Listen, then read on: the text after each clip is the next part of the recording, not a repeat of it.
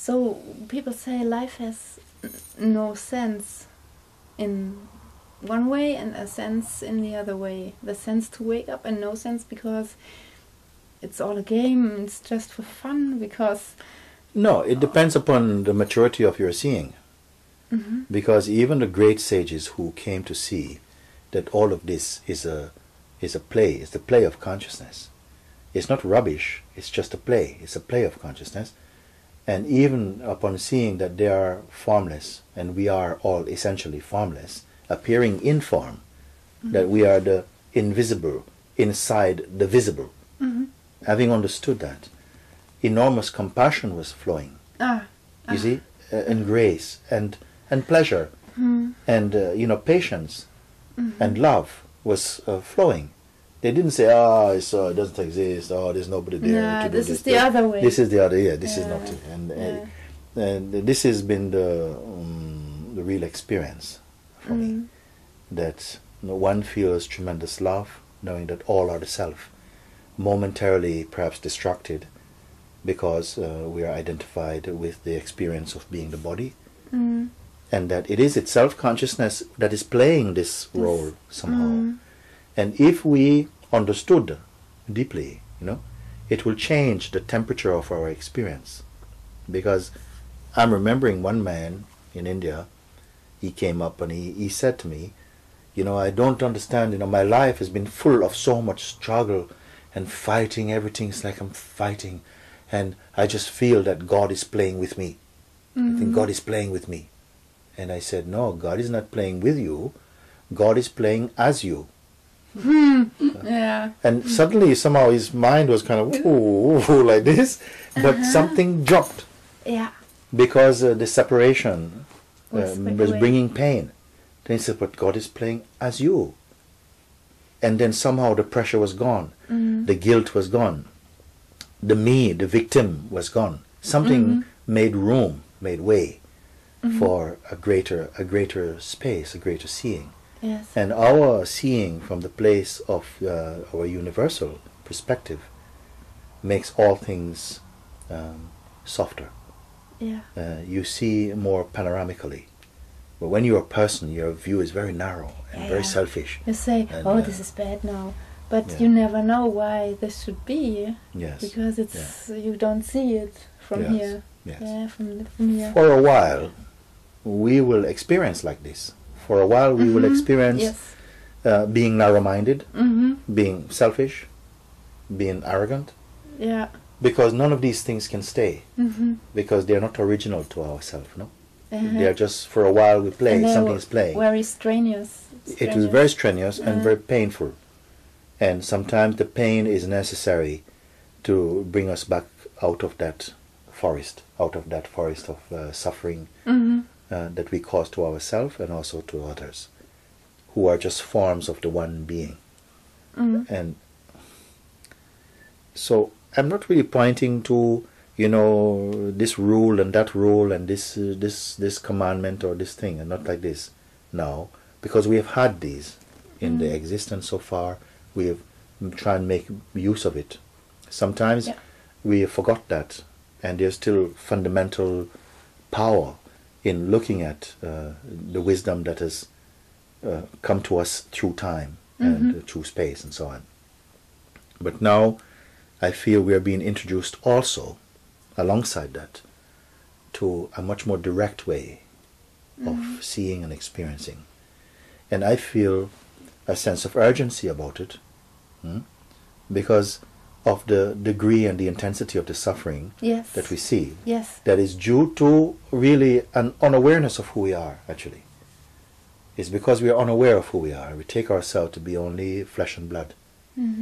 And so this is a very oppressive state, a very aggressive state also. So I feel the more that this knowledge can come back to us, because we are always here, something very pure, under the facade of the person is something very pure. And so satsang is a way of pulling the curtains. But what is seen is not on the other side of the curtains. It's almost like you pull the curtains and you find a mirror. And we begin to find something, a most profound and worthwhile discovery of who we are. And I like to feel that somehow we make available this perspective also. Yes. We don't say it's the only perspective. No, I said maybe it's the most direct. Yeah. You see? But consciousness in all of its it's a expressions. platform to meet. Yeah. To exchange this truth. First, we have to go beyond the dimension of meeting. You have to go beyond the dimension of meeting, to that unity which is inseparable. Is what I'm speaking about. And then in the manifest expression, we will speak about meeting in the world of relative existence. Yes. Which is also, I don't curse this world. This world is also my flavor. It's also myself also. So we have so many pictures about love. We grow up, love is if you always stay with me, la la la, and so things. And the mind sometimes asks, how to love? Is it just the butterfly feeling here? Or is love something else? What is it? You know, a green mango and a ripe mango, they're both mangoes, but the ripe one tastes more nice. Is it? Yeah. So, in a way, green love is also love, but it's very limited. It has to mature somehow, and the greatest maturity of this is when one begins to know oneself. Initially, all the beings, they want to associate with something else, another person, another idea, to have money or fame or something, or whatever it is. And in satsang also, the term also means to associate.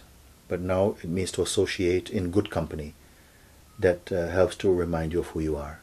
And in being reminding of who you are, it's like you come to an unassociated presence. And it's so important, I feel, that a human being, that we discover who we are. Not who I am when I'm with you, or who I am when I'm over there, but just who and what we are as ourselves first. And that's a profound wealth and recognition, because it brings a kind of security, not out of fear, but out of real power and intuition. No? And somehow you bring that not just to your partner, but to everybody. The whole world is your husband, your wife, your partner. I don't know. Maybe it's not the best way of putting it, but Yes, I understand. you cannot help just by being. In fact, and others are benefiting from your presence, from your words, from your actions, from your silence. All of it is love. Is love. And I just came back from Portugal a few days ago. I met a woman there who is I love her so much. This lady, Prem Bodhi, her name. She has a dog. Yeah. And one time we were sitting on top of the hill where she's living, and the dog was there. The dog loves her. She loved the dog. This dog. They're sitting together, but the dog is holding its own presence. It was like sitting together, but he was quite inside himself, somehow enjoying also the landscape and so on. And this is a beautiful togetherness. Yes. Isn't it? It doesn't come like, some togetherness. I keep looking at you to see if it's okay. Is it okay for me to be? Is it okay for me to have this pleasure? Is it okay for me to not hold your hand? Like this. This is called green manga love. Yes. And somehow, when you come to know who you are, there's a fullness of this love, because the love then is like a unicity of being. It's like a oneness of being. But when there's the two-ness of being, then there's attachment and there's expectations, there's dependency, all of these things. And they can somehow, they are the energies that are moving closely with love. But of themselves, they are not by themselves love. They don't look what is at the moment. They have come to help us to discover the real love. Yeah. Yeah, they come to help us to discover, because if you didn't have disappointment, if your projections were not broken, you would not go further, you would not go deeper, you see. So the ripe mango's love is the unconditional. Yes, yes. Mm-hmm. But is the unconditional love beyond the concept of unconditional love? Yeah, it's not the love that's trying to be unconditional. It's not trying anything. No. There's an innocence. It's just about her being that cannot help loving, even if it has to slap you.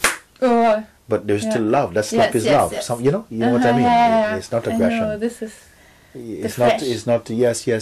Oh yes. It's not this. Yeah. It can be expressed in so many ways, but the underlying love is unmistakable. Yes. Love that is your being, synonymous with your own self. This love is rare to see it. The more that people wake up to the truth of what they are, the more this love will show itself and flower its beauty in the world, I would say, like this. So, would you wish that you could do something to reach more people, or do you say, okay, the one who comes? So because you see the suffering and... In a sense, both. In a sense, both. Because we are not conducting a campaign. No. But at the same time, it's natural, having found what is so beautiful, and it's natural to want to share. But one should not want something too much. Yeah. You understand? Yeah. Because in a sense, you are nature, and this cosmos is working inside this body. It's not me having an independent desire to make things better, because I know, in a sense, all things are perfect also, even in their apparent imperfectness. There is a perfectness about it. No? Yeah. Because sometimes some people still have to go through painful lessons, and that painful lesson and that painful journey is also a truth. Yes, and it's a chance to get, for me it was a chance to get a glimpse. Yes, but I would not want that they miss the mark, and you're doing overtime and really wasting a kind of effort, although it is consciousness doing it, but I'm also consciousness. And so out of compassionate consciousness, there is an urge to say, to help or to guide the ones who are open to that help to go beyond suffering. Of course, it's a natural thing. You see, it's the play, in a sense. I understand. But something inside myself does not get excited about it. It just happens. It happens, no? We're not lying on sofas all day. We're also making YouTubes to share and so on. But the fruits of that activity does not belong to anybody. It's like it's consciousness's work. I am consciousness, and I have a taste of the joy of doing that also. Yes. I as consciousness in this body, in the feeling, what they call Mooji, is just like one of the names of consciousness. Just like each one is a name of consciousness. You can say like this. And I cannot hide or pretend, oh no, I am the absolute. I mean, I absolutely don't feel. No, I enjoy. I enjoy to meet you. Yeah. And to sit together, and somehow the consciousness has come together to have a conversation that is delightful. It's delightful for me to speak about these things with someone who is not just asking superficially, but who is coming from that place. And so the flavor is truthful and, for me, authentic. And that taste I surely do love. Yeah. Yes. Yes, I discovered the same, that this is fruity talk. This is really... and when so chatting sometimes is funny to me also, but it's no more that I prefer. I prefer like that, because it's miraculous. It's another taste of love. Yes. Another one of the taste of love. It's it's very new and fresh.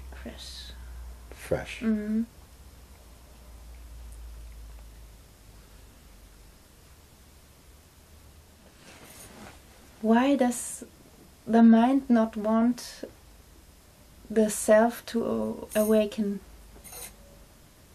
Why is he always saying, haha, you must do this, you must get there? Why?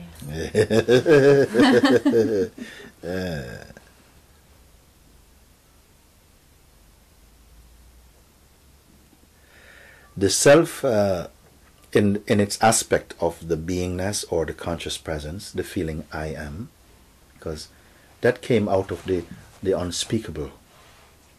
The feeling I am arose out of the infinite expanse, the nameless, the unborn. It came, and when it appeared in this body, it has the feeling I am, I exist. And once that I exist feeling come, because I was saying once, I had a feeling that when the unmanifest, the first taste of experience, when it pushed its face into manifestation, perhaps the first reaction was hesitation. Big trouble. It's playfully I say this. Yes, I understand it. Because once it began to, it came in the body, it couldn't initially stay by itself unassociated. It was compelled by a kind of destiny to identify with the body, and everything in the creative world was helping it for a while to establish itself as an identity. I am this body, I am a girl, I'm a boy, I'm Jewish, whatever. Okay? And once it accepted this identity, the play of duality became very broad, very wide. And the consciousness fell in love with experiencing diversity. It absolutely loves it. Not every time, because there are some beings who became tired of experiencing. You see? Yeah. They said, I don't want any more experience. Yes. You see? But the majority, we are loving the experience. Except when we don't love it. When we don't love it, we want to finish. I don't want any more of it. Yeah. And then we don't have any more of that. And oh no, I miss something. And this is the duality of consciousness in a sense. And it seems to me that all these experiences which we learn through the senses and through the mind, through time and space and all of this relationship, was to create a kind of friction in consciousness. And with this friction, it had to somehow learn to recognize itself again. And this is why in India they call it the Leela, which is the play of God, the play of the divine. Some don't regard it, it's not, some say the dream of God, and some say it's the nightmare of God, you see? Depending upon you. But those who have come to see from the pure place within themselves don't see it anymore like a nightmare. It only comes a nightmare when the identity is predominating. When the identity that I'm a person is the predominant presence and energy, then the world becomes dark, becomes heavy and claustrophobic and full of resistance. When we understand that we are the absolute, manifesting as the presence, as the consciousness, the feeling, I exist, and that I exist feeling of consciousness is not a person. It is like the purest expression or reflection of the absolute in material reality. When we understand even this, then we can somehow enjoy the experience of being. But it's not enjoying, maybe is a misleading word. There's a sort of detachment, and there's tremendous space that comes with detachment. But inside this detachment, it's not cold, because there's beautiful compassion, there's aliveness, there's love, there's spontaneity, there's freshness, there's the joy of relating. But still at the same time knowing that all of this arises out of the unspeakable, out of the timeless, out of the unborn, out of the unchanging, you see? And this knowledge you cannot learn in a university. No. You will only learn it in the universe, not university. You see? And that universe you are finding out in yourself. And I don't say to anybody, study. I say, no, keep quiet, keep quiet, and hold on to your being.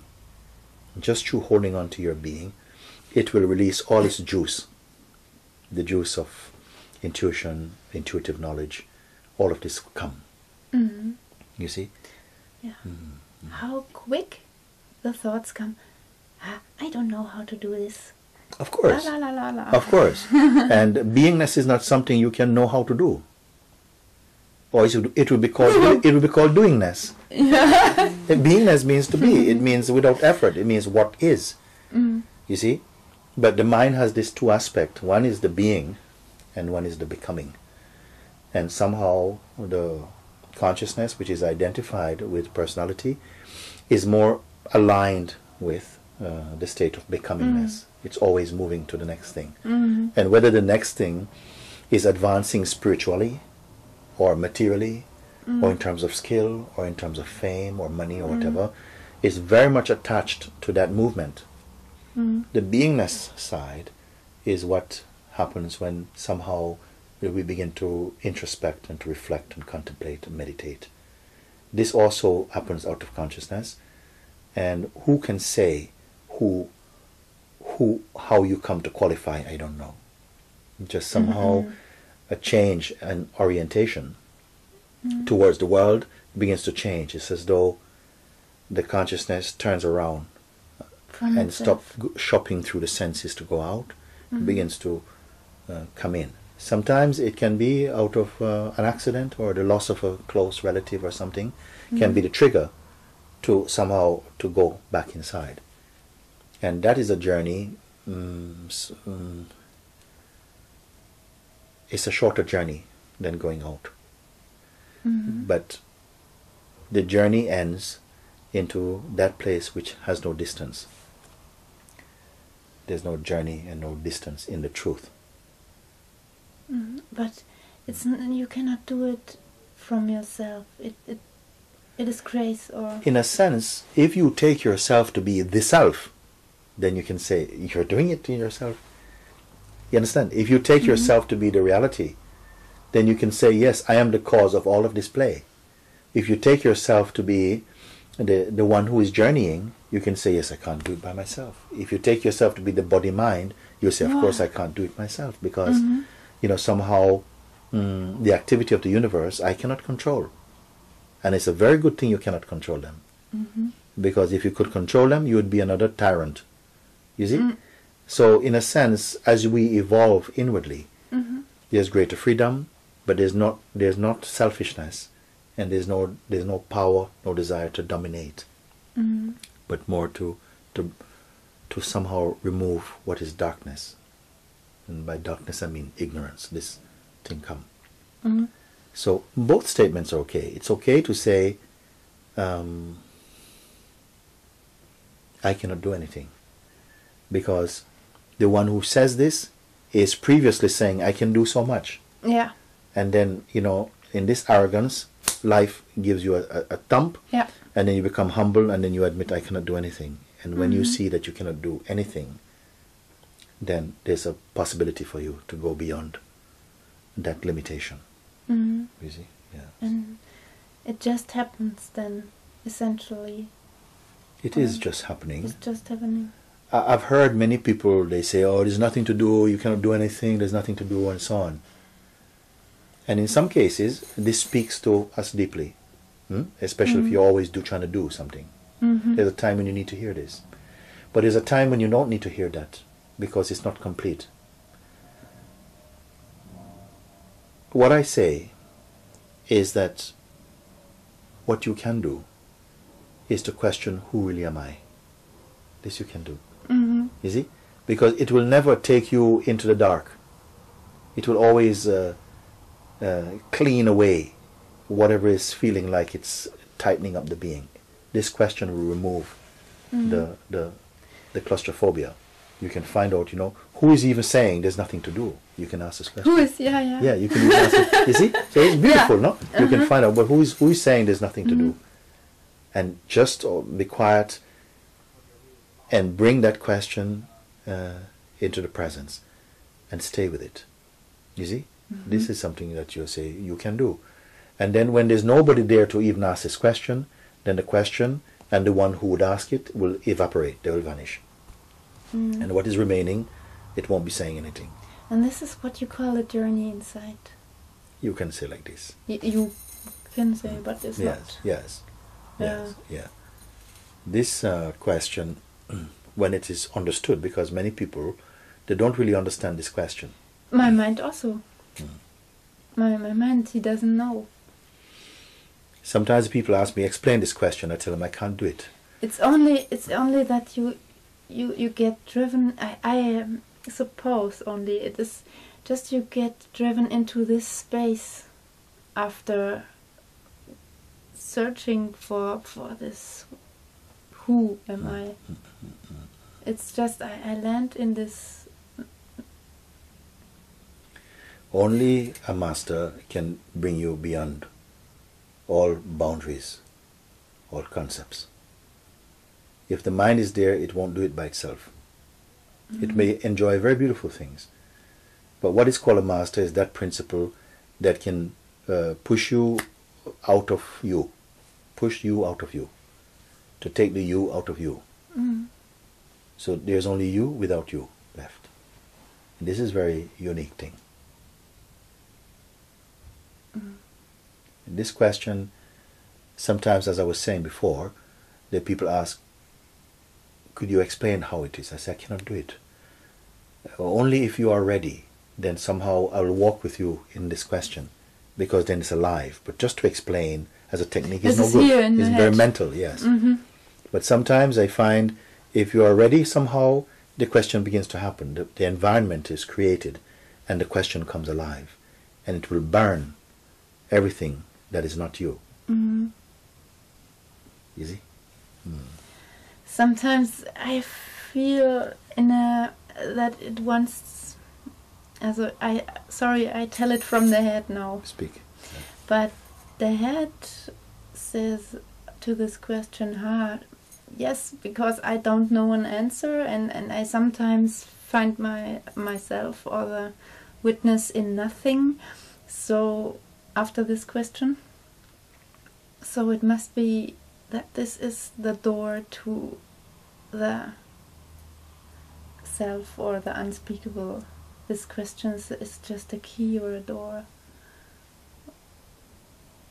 Yes, it is an invisible key to an invisible door to the invisible self.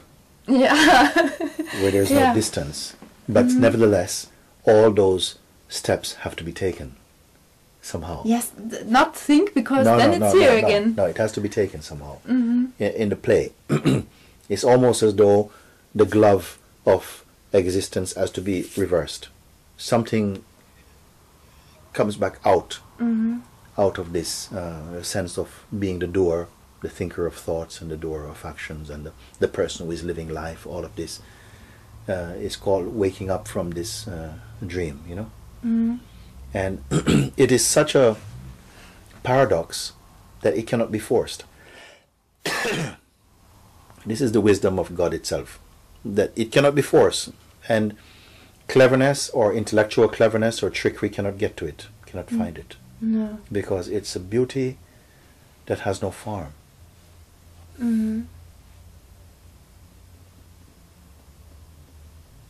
But even this question comes and goes. Which question? Who am I? Yes. You know why it comes and goes? It comes when it's needed and necessary, and it goes when it's not needed and not necessary. For a while it becomes a bit like the bodyguard of the beingness. It comes when sometimes we are speaking and we say, yes, I went to Brixton and I did this and I spoke to someone, and it's fine. And there's a moment when you say I, and I would say, hi as what you're speaking. Who are you in this moment? Because the I becomes a bit smelly. It becomes like a person, like this, me or something. Yeah. And then the question may be presented, but who are you appearing as? You know, what uniform is your I wearing now when you speak like this? And we can begin to explore together. When someone is really open and suited to this question, it is something beautiful. It's very beautiful. Not the question, the falling away of the question and the questioner.